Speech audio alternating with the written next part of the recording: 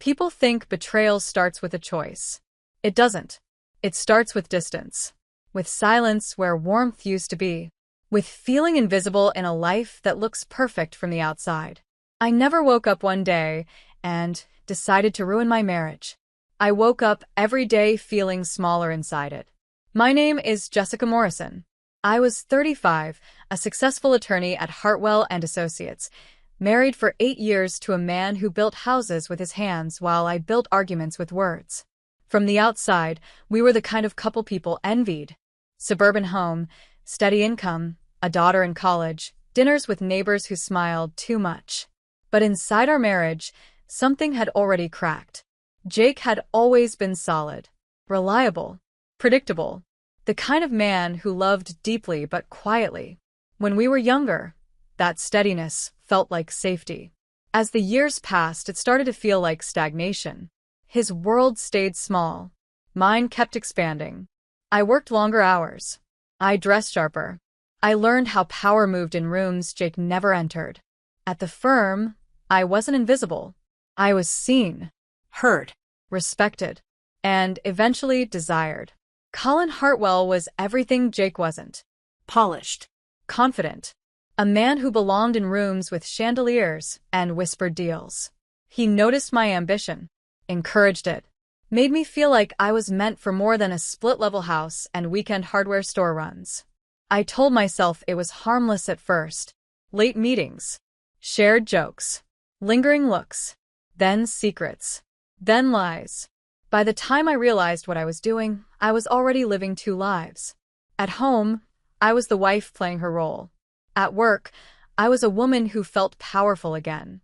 I convinced myself Jake wouldn't understand, that he was holding me back without meaning to. I convinced myself that my unhappiness justified everything. That was the lie I lived inside. The affair didn't feel dirty. It felt inevitable. What I didn't realize was that inevitability doesn't mean immunity. Miranda's wedding was supposed to be perfect. My younger sister had planned it for over a year, sparing no expense. Riverside Country Club. Hundreds of guests. Ice sculptures, orchestras, crystal glasses that cost more than most people's rent. It was the kind of event where appearances mattered more than truth. Jake hated these things. I could feel his discomfort the moment we walked in. His suit was outdated. His posture stiff. He didn't belong here, and everyone knew it, including me. I remember feeling irritated by his presence instead of grateful. Irritated that he didn't blend in. That he sat quietly instead of networking.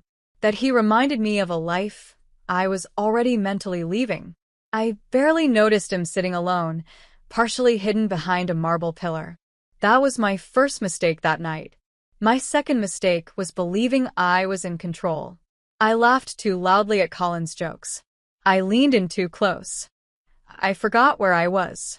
I forgot that secrets have weight, and weight leaves shadows. When the lights dimmed, I assumed it was part of the reception. Some surprise my mother had arranged. I wasn't paying attention. I was still smiling, still playing the part. Then the screen came down. At first, my brain refused to process what I was seeing. A conference room. A familiar angle. A timestamp. Recognition hit before understanding. And then everything collapsed. There I was. On a massive screen. Exposed in front of hundreds of people. The version of me I had carefully hidden, now magnified. Undeniable. Permanent. The room didn't explode immediately. There was a moment of stunned silence, like the world holding its breath. Then reality rushed in all at once. I felt my chest cave inward. My vision narrowed. My legs failed me. The elegant night turned violent and chaotic, china shattering, flowers crushing beneath my body as I fell. Humiliation has a physical sensation. It burns. It suffocates. It strips you bare. I don't remember standing up. I remember scrambling. Panic overtook logic. I needed it to stop. Needed the screen dark. Needed the world to rewind.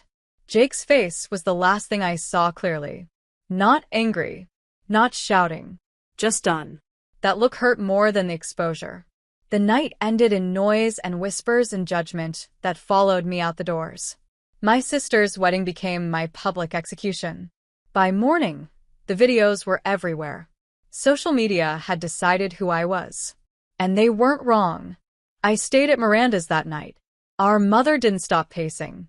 Miranda cried until her eyes swelled shut. Everyone spoke at me, not to me. No one asked why. By dawn, my phone was already a graveyard of unread messages. Jake hadn't answered once. The silence felt intentional, punishing. I told myself I would fix this. I always fix things. I was a lawyer. I knew how damage control worked. What I didn't understand was that some damage isn't legal. When I went home at noon, I didn't go as a wife. I went as a strategist. Emotions were liabilities now. Control mattered. Jake didn't meet me halfway. He stayed seated, calm in a way that unsettled me more than rage would have. I felt the power imbalance shift, and panic followed. I tried reason, fairness, authority. None of it worked. For the first time in years, Jake wasn't reacting to me. He was rejecting me. That terrified me. I escalated. I invoked lawyers, consequences, influence. I reminded him, without saying it outright, that I had more resources, more connections, more ways to hurt him than he had me. He didn't flinch. That was when I realized I might have underestimated him. I left that house angry, humiliated, and desperate to regain control. The divorce was no longer optional. It was survival. I told myself I was protecting myself, that everything I did next was necessary. I started making calls. I moved money quietly. I framed narratives before others could frame me. I leaned into the version of events that made me the victim and Jake the unstable husband who snapped publicly. It wasn't difficult. People were ready to believe it. What I didn't know was that I wasn't the only one playing a long game. And I wasn't the smartest person at the board. Not anymore. Because somewhere between that wedding night and the silence that followed, the man I thought I had outgrown stopped being invisible. And I had no idea how badly I was about to pay for that mistake. After the wedding night, I stopped sleeping. Not because I felt guilty, because I felt exposed. There is a difference. Guilt comes from conscience. Exposure comes from fear of losing control, status, identity. And control was the one thing I had built my entire adult life around. Jake's silence unnerved me more than public outrage ever could. He wasn't calling. He wasn't begging. He wasn't threatening. He simply disappeared from my emotional reach. I told myself it was temporary, that men like him always broke eventually. I focused on strategy. At Hartwell and Associates, rumors spread faster than facts. I kept my head high, my posture perfect, my voice steady. I framed the incident as a jealous husband's breakdown. A private matter turned public by instability, not truth. Most people wanted to believe me. Women nodded sympathetically. Senior partners avoided eye contact but didn't confront me. Colin kept his distance, suddenly careful, suddenly cold. That shift should have warned me. Instead, I interpreted it as stress. At home, or what used to be home, I began erasing my digital footprint. Passwords changed. Accounts isolated. Funds moved slowly, carefully, in amounts small enough not to raise alarms. I had planned this longer than I admitted to myself. I told myself I was protecting my future. What I was really doing was preparing for war. The divorce filing went out quickly. I framed Jake as emotionally volatile, unstable, embarrassed by my success.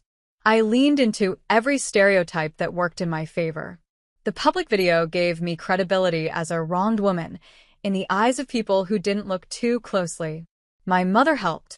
She always did. Her connections closed doors quietly. Phone calls were made. Favors called in. Jake's business started to feel the pressure almost immediately. That part gave me satisfaction. If he wouldn't cooperate, I'd make him understand consequences. Then the first crack appeared. Clients started calling me instead of Jake. Not angry, apologetic. Suppliers hesitated. Mutual friends grew distant. I told myself it was temporary fallout, that things would stabilize once the legal process began. But deep down, something felt wrong. Jake still wasn't reacting. That unnerved me. Colin stopped answering my messages altogether. When I confronted him at the office, he avoided my eyes. Said his wife was filing for divorce. Said everything was too complicated. Said we needed distance. Distance. The word felt like betrayal. I had risked everything for him. That was when I realized I had built my future on a man who folded the moment consequences arrived. The first legal hearing approached, and I expected Jake to come unprepared, emotional, defensive. He didn't. Instead, he showed up composed, grounded, with representation that surprised me. And then there was her, Nina. I didn't know her name at first, but I recognized her immediately. The woman from the wedding. The one who didn't belong but moved like she owned the room. Seeing her beside Jake sent a ripple of unease through me. I dismissed it. Arrogance has a way of disguising danger. I escalated. Restraining order claims. Harassment allegations. Emotional distress. I stacked accusations like bricks, confident something would stick. What I didn't realize was that someone had been documenting everything. Not me. Him. Evidence surfaced in ways I couldn't control. Timelines I had manipulated unraveled.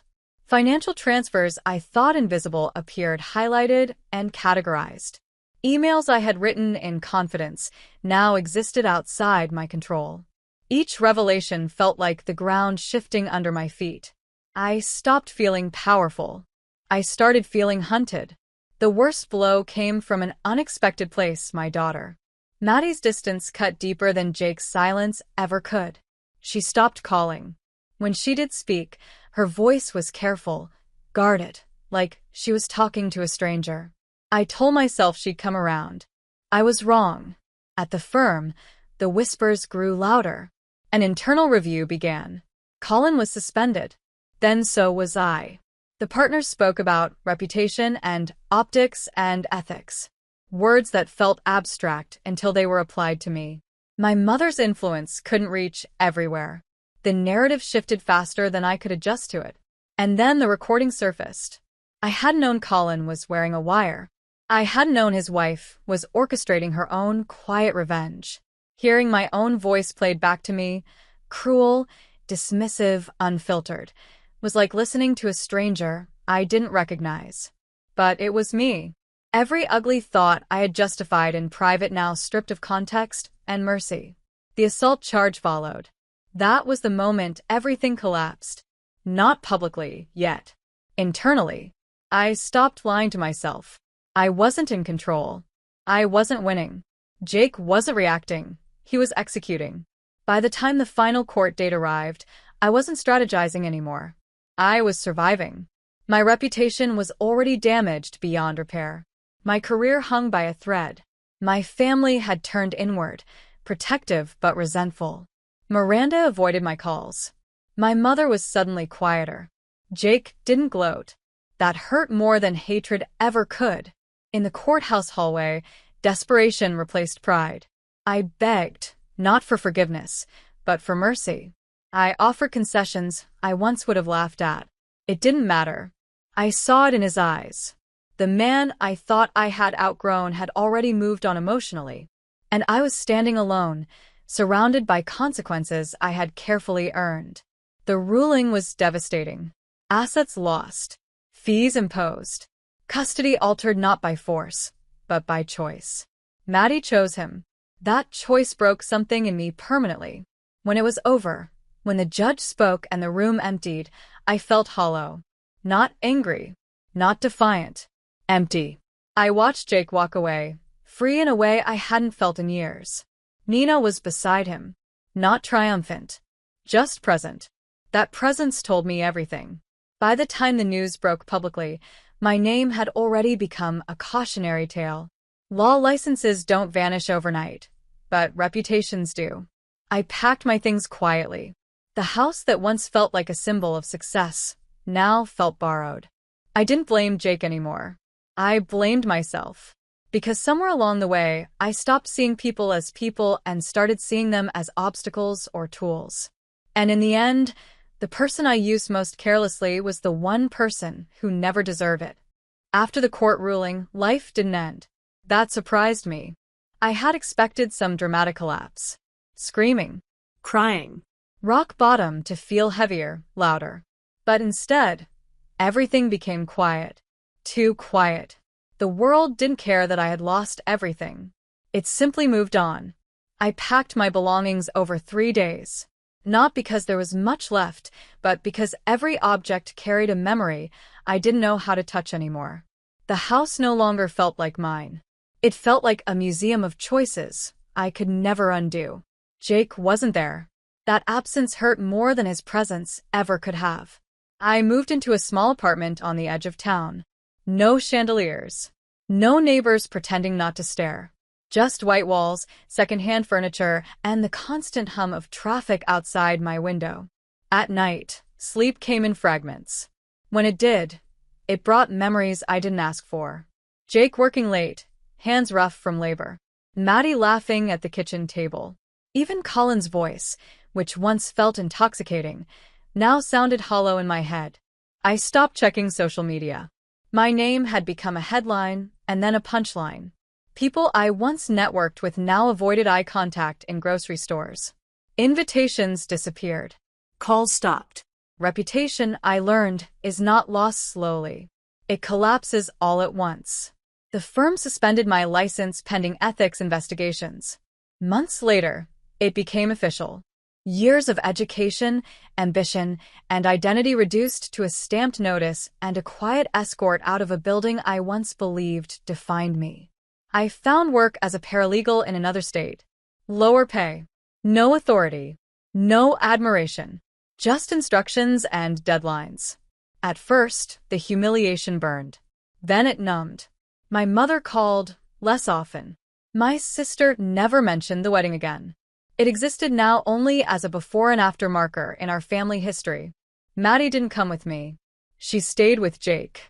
That was the consequence that never softened. I told myself she needed stability. I told myself she was young and angry and would understand one day. Deep down, I knew the truth. She had chosen the parent who hadn't lied to her. Years passed. Slowly, quietly, without redemption arcs or cinematic closure. I heard about Jake through mutual acquaintances. His business recovered. People returned once it was safe to do so. Fairweather loyalty came back dressed as concern. He remarried. Not quickly. Not impulsively. The woman he married wasn't a replacement for me. She was someone entirely different. Someone who hadn't needed to win or prove or dominate. That realization stung more than jealousy. It meant I hadn't been irreplaceable. I had been incompatible. I sent a card once. No return address. No apology long enough to burden him. Just a quiet acknowledgement that I wished him well. I never received a reply. And I didn't expect one.